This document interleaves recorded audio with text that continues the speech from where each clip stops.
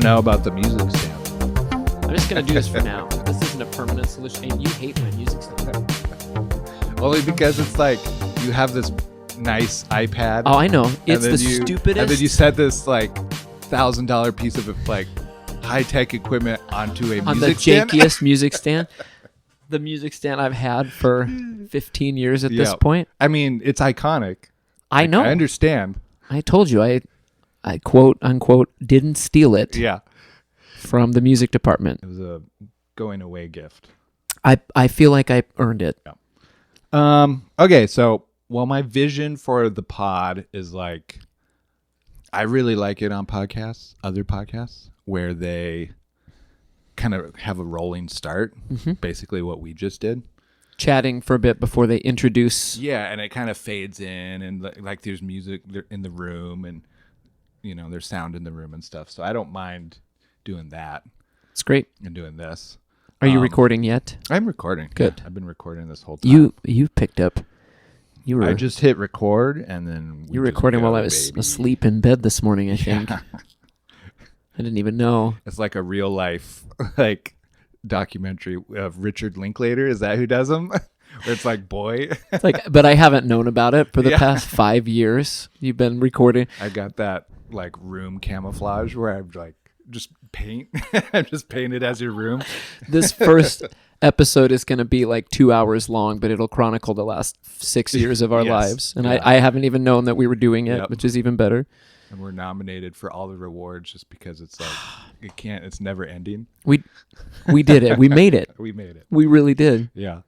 So I'm Ryan, And I'm Scott. and we're your dad's record collection, an 80s album retrospective. This is our first episode and we're just getting started. And so we're kind of splitting this. The idea was to split this into two, part one and part A, part B, and kind of do an intro, what we want, kind of introduce ourselves, what this podcast is about, what value we're going to bring to the millions of other podcasts. So much value. Oh, the deep value. And we should say we are half of an 80s cover band in Spokane, Washington called Starcourt. How did we get to this point? So Starcourt started out as an unnamed cover band in 2019. Really? I thought it was before that. I know, right? It seems like it's been around. It's monumental. It's been forever. No, it's 2019 because I got asked to put together a little group to play a Halloween gig, That's right. and approached a couple friends about putting this together. And Mr. Ryan was very busy at the time, so not taking on gigs at the time because you were a working man. Oh yeah, that was right when I got a promotion at my job, and I was stressed out. Yeah. and- I threw together, some buddies. We talked about what we wanted to do for this Halloween show. And we realized that a lot of the kind of spooky Halloween type music that we wanted to play was from the 80s. We were like, Nice. we got to play Thriller. That's the one everybody thinks of first. Yep. I always feel like Somebody's Been Watching Me, Ghostbusters. Yep. So we thought, well, what if we lean mostly on 80s music? Because we all liked 80s music. And that was like, that would be fun. And throw in a couple of other things. But like, what if we kind of go that direction? So we played this Halloween gig, had a great time. At the time, it was me. And I think I attended. You were there. Yeah. It was AJ Ramirez playing drums. And at the time, a friend playing keys. And then Eddie Ramirez playing bass. And not Max? Not Max. Crazy. So, yeah, that first iteration, we did that one gig. Yeah. And we had a lot of fun. But then we realized, like, we put in all this work to learn a lot of songs. Yeah, it was like 30 songs. Yeah, so we were like, let's do this again. So then we did a New Year's show, and it went well. And so by the time spring was rolling around, we were like, you know what? We should just try to keep gigging. That New Year's show. Max joined the band for that one. I don't know if I told you this, but that's when I was like, the joy came back for music for me during that show. And I was like, oh man, I'd love to be in an 80s cover band. Which was music to my ears because at the time it was like Max was just filling in playing bass. We needed a bass player. Yep. But then he sang some of the songs. And so he was like, yeah, this is cool. So then by the time we put together another gig, it was in March of 2020. That was the last gig any of us played before the shutdown. That was the last thing, the last gig, last time I was in front of an audience for about 18 months. To be honest, though, looking on the bright side of that, that was such a like weight off of my shoulders, because like being a touring band, trying to make it and having anxiety, and then during that 18 months getting therapy and just having time to like decompress. We were trying to make it for almost 10 years at that point, and it was not happening. And so just being able to unload all of that and play some Zelda, Breath of the Heck Wild, yeah. was like, dude, like That's what you need. that was the best. Well, and that's why when things were opening back up, I know I personally had gone kind of through this whole journey of like, am I even a musician anymore? Is this Yeah. something I want to do? Yes, it is, but I don't know how it's going to look when we get back to doing things. Yeah. It's kind of funny because it started over the way it began the first time, which was we got asked to play Halloween. Yes. That was like the first thing. Yes. And I was like, could we resurrect this, but in a way that feels more like, buddies Yes. playing music together, rather than just like, let's gig a lot or whatever. Sure. And so, of course, like Nice. it was easy to kind of see like if Max is going to sing tunes, he's going to move to keys and, play synths and stuff. And then I was like, we got to get Ryan because I feel like he was born to play in this band. And so we've been playing steady ever since. And I think that is the ethos of the band, is like, we love this era of music, and we'll get into why in a little bit. But Yeah.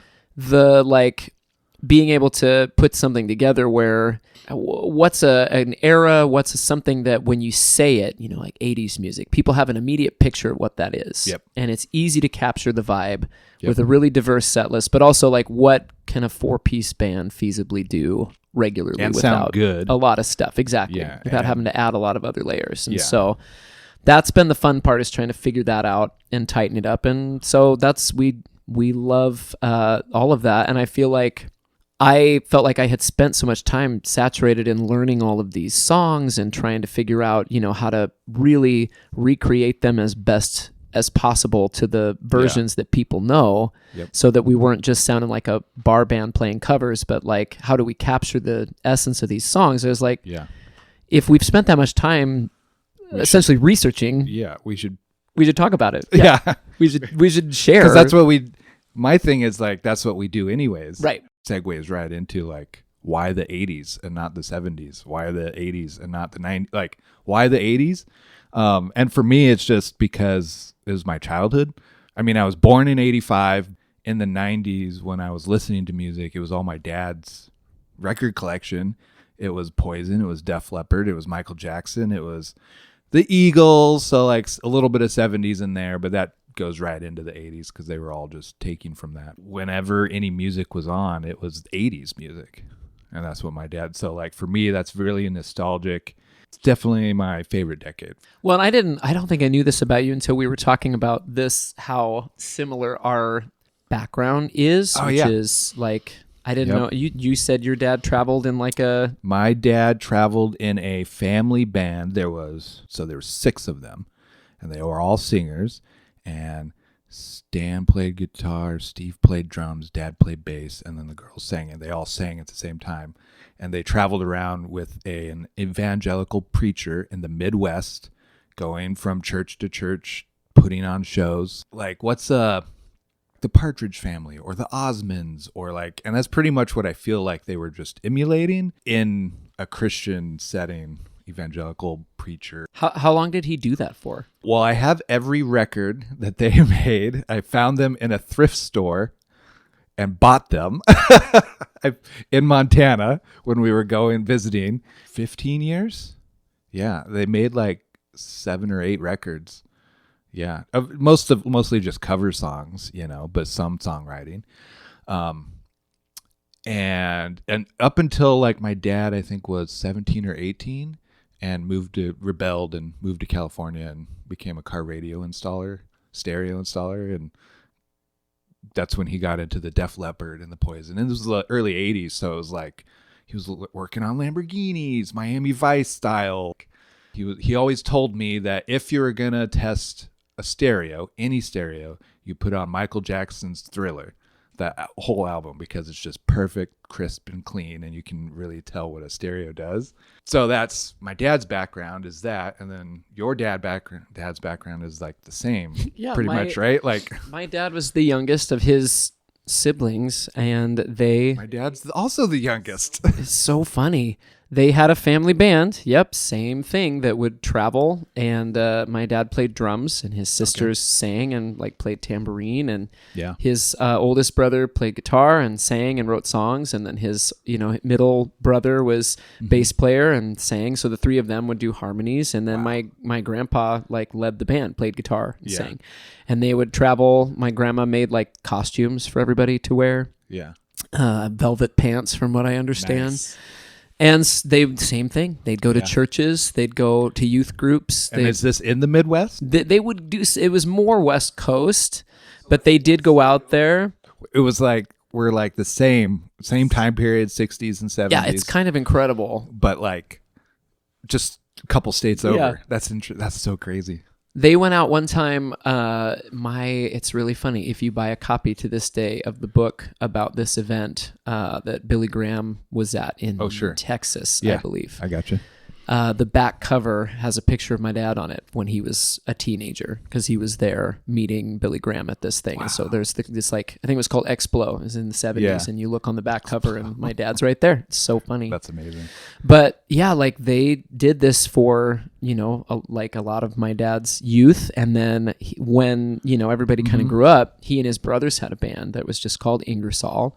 Okay. And my uncle wrote these amazing songs, and they would like perform them. And so eventually, like, because same thing, I was just around this music all the time. When I was a kid, my dad ended up kind of transitioning to a career in music he both worked as like a producer engineer for a while. So he had his own studio. Oh, cool. And they would do radio jingles for awesome. Like you'll still hear some of them on the radio in like the Tri-Cities. Yeah. And then my dad was like a sort of contemporary Christian singer. So he made records and, did big conventions. And still it's funny to talk to people who were around at that time, because that's still how they know like our family name and my dad. And so what I remember growing up was like, I would go with my dad in the car to these like churches, that we'd drive to, and I'd never know where they were because I'd just fall asleep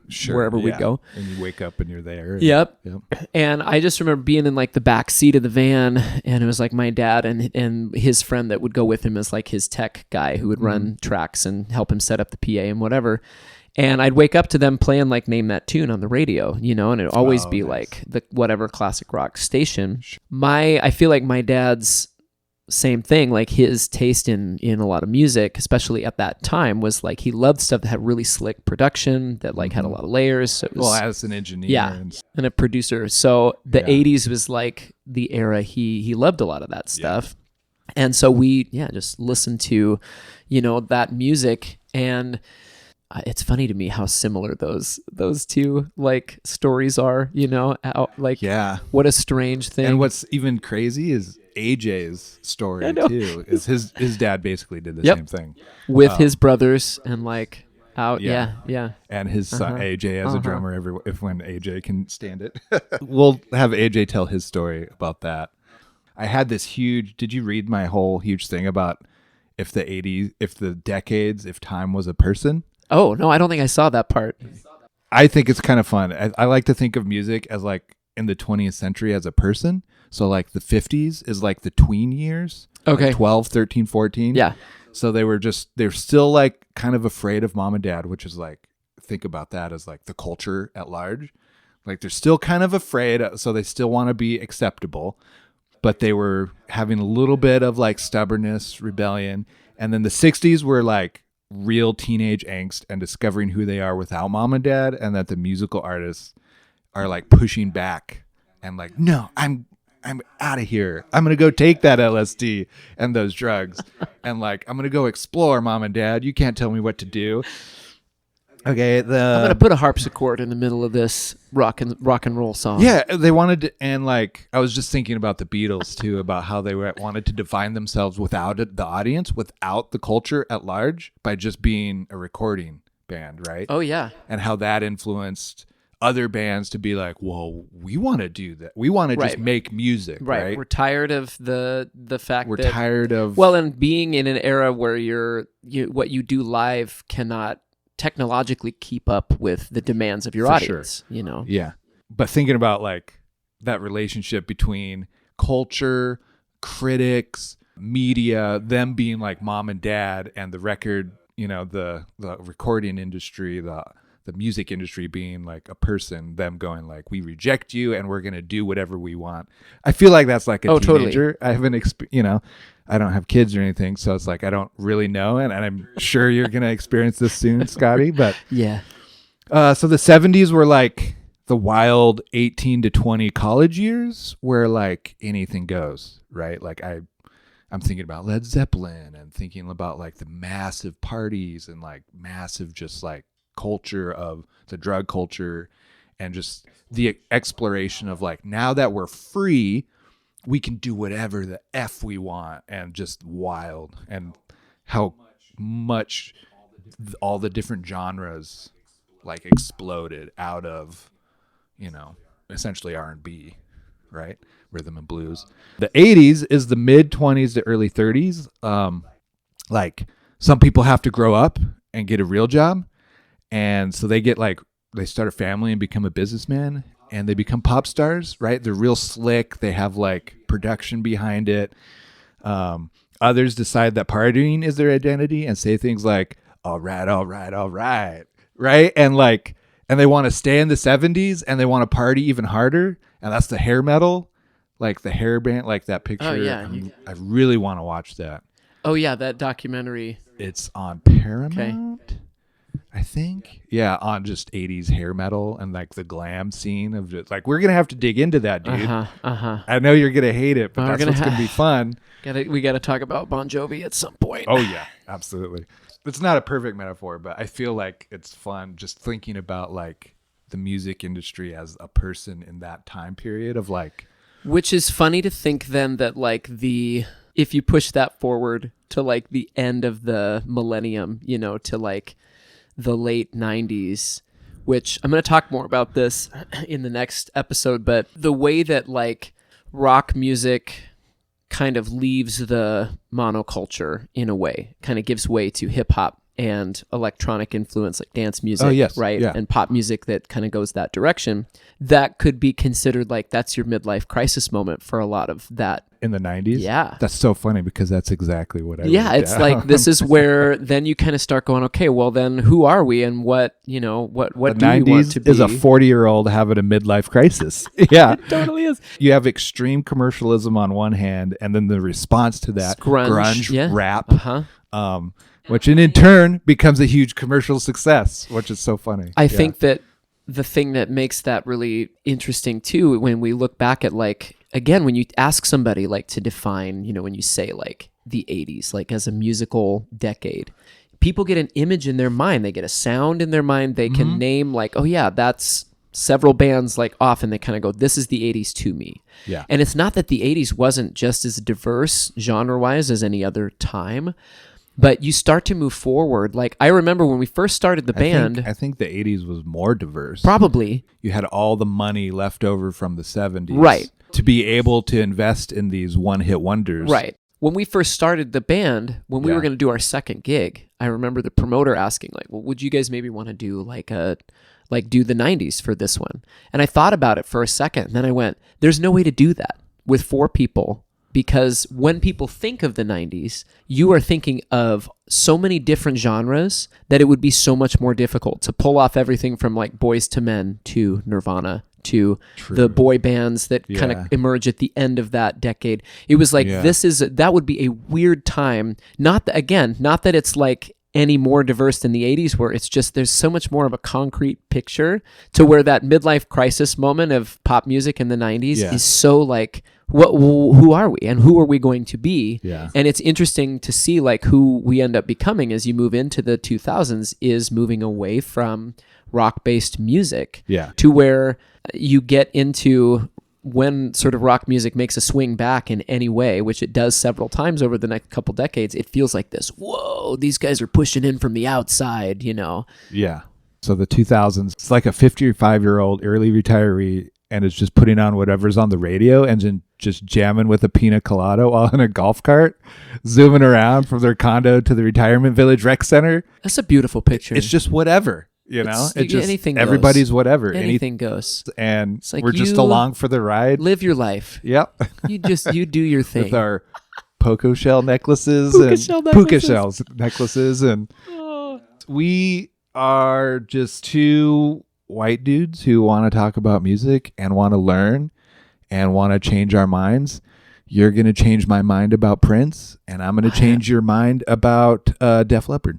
That's my whole mission with the podcast, is just to work up to episodes about Prince so that we can talk about your deep-seated issues with Prince, and we can explore, and hopefully you can let your feelings out, Ryan, Yes. for the world to hear. Yep. We're going to do therapy on recording. And we decided to focus this around like the format around specific records because for me anyway, I think it's interesting to look at each album that a band or artist makes is very much like a time capsule of that part of their life, their career, the culture around it. And so for me, it's fascinating to look at each record individually and see like what led to the creation of this and what was its impact, and does it still hold up? Like if you listen to it today, does the record still speak to you in a way that feels meaningful, or does it only come from a nostalgic place? Does it still have something to it that you're like, yeah, Does it still hit you? does it hit? And I think analyzing that feeling of like, does it hit now, is very much like, can a time capsule be separated from a cultural moment? Ooh, interesting. And I think the answer to that is very subjective. Yeah. I was listening to somebody recently talking about how Timothy Chalamet, Bob Dylan biopic that's coming out, right? Timmy Chalamet. Chalamet. That made him sound Italian. I don't think that's how it's supposed to go. Hey. Chalamet. This TikToker was just talking about, he's like, I'm a pop culture person. I understand there are certain things that appeal to certain people. And he's like, the thing that makes me feel like I live on a different planet from the culture I'm around is that, he's like, I do not understand the music of Bob Dylan. I don't like it. I don't understand how anybody likes it. And the thing is, that's a very common, right? See, there you go. This is a common thing that a lot of people feel. Yes. And the question then becomes like, with those cultural artifacts that spoke to a certain group of people, do they still do that when you listen to them today? And like, I think if we're listening to certain records like Bob Dylan, you'd be like, no, this is a record of its time. It doesn't mean anything to me. Whereas for me, I listen to it, a lot of them, and I'm like, it hits for me, you know, and I take ideas from it. And so that's why I think it'll be interesting to talk about these records as like, this is a snapshot of this artist or group's career at this point in time. What does it mean then? What does it mean now? Yeah. And I want to know the albums leading up, why the decisions that they made into it, the lasting legacy that it had, how it influenced everybody else, how they went about making it, the production of it, and all the neat little stories that are associated with making that album. So I love doing deep dives into albums and just watching every documentary, reading every book, listening to every podcast I can find to like really get everything about that record. Through that, I change as a person. Yeah, you're more connected to the record. And hopefully this is going to make me sound woefully old at this point. I mourn living in a culture that's not very album centric anymore. Oh, yeah. Most listening is centered around one song playlist, and even if it's, you know, songs by these classic artists, it's just like, oh yeah, I love this song, and it gets thrown on, which is great. You know, we're going to talk about in our first episode the context of literally what that looked like on a specific record. I would love to, if, you know, people listening to this feel like spotlighting a record makes them want to go listen to the entirety. That is the dream of the record, start to finish. You get done with our podcast, you throw on the record, and you have a new meaning, and it brings new light. Hopefully, and this is new for me, I'm late to this hipster game. Go buy the vinyl, put it on the record, and actually like listen to it. Yeah, sit in the space and listen to it. I think there's something about, you know, speakers moving air that does affect the way that you experience it. Absolutely. So what we're going to do with each episode is we're not going to, at least for now, we're not going to do a series on like one artist or anything like that. Maybe down the road. No, not a deep dive on the artist. We can't do that. It's more about, we're going to take an episode, we're going to break down a single record, we're going to talk about why it's a classic, why it, why it mattered and still matters. All of these things, one record at one important 80s record at a time. And maybe other things. Anyways. We are definitely going to have to do maybe a mini series that will be Lost in the 80s. Okay. About these artists that Lost were untethered from where they started and really struggled during that decade. Cool. And the thing is, some of them still made really great records in that era. Yeah. You've got the group that formed the Highwaymen, Yes. You've got Bob Dylan made Oh Mercy, which is this Highwaymen. classic. And what was the Traveling Wilburys 70s? Traveling Wilburys But came Tom Petty was 80s, later. right? I want to say, and that's why. Okay, I'm gonna fact. We're gonna figure. I'm gonna this fact out. check myself right now. There you go. Google it. But Googly moogly. I think having some of those on the horizon, it makes me excited. Yeah. Because I think I'm so pumped. Yeah, we're gonna for have fun. The options and the world that is before us, and just how much work is in front of us. Okay, too. here you go. The Highwaymen formed in this is according to Wikipedia, formed in 1985. There we go. But this is again 4 people that really struggled at this time. Yep. This is Johnny Cash, Yep. Waylon Jennings, Yep. Willie Nelson, and Chris Christopherson. Yep. This group of 4 country stars that Yeah. kind of were trying to find their footing in a weird time for any kind of roots music. It'll be fascinating to look at that, how the 80s were not kind to people who, especially roots musicians. Yeah. But then you get people like Springsteen who knocked it out of the park during that whole decade. Somehow knew exactly what to do. Yep. So I'm excited, and we will have guests on. We're excited. We will have our Other members of the Starcourt band. Yep, they'll be on sporadically. Other guys in the community, in our music community. And I would love to open this up on our social media to, if you guys have questions and feedback and stuff to comment, to message us. I will do my best to manage that and to check those and to respond to messages. And if you guys have requests of albums or songs to do and to episodes to do, I would love to get into that. Well, and I think it would be fun to hear if anybody after listening goes and listens through a whole record, tell us what changed about your perception of it, or if it didn't, if you're no, this sucks, you guys are wrong. Nope, it still sucks. That's gonna be me with Prince. And we end the episode there. Cut. If that's how you still feel, I will have failed. No, I listened to I Would Die For You, and that's a jam. I really like that song, actually. It's coming around. It's gonna happen. And I will save it for this podcast, but I had thoughts. Okay, thank you, Scott. Thank you, Ryan. You're welcome. We're gonna take this journey. It's gonna be fun. Thank you so much for listening to Your Dad's Record Collection and 80s Album Retrospective with members of Starcourt. If you like what you hear, please follow us on social media and subscribe to hear future episodes.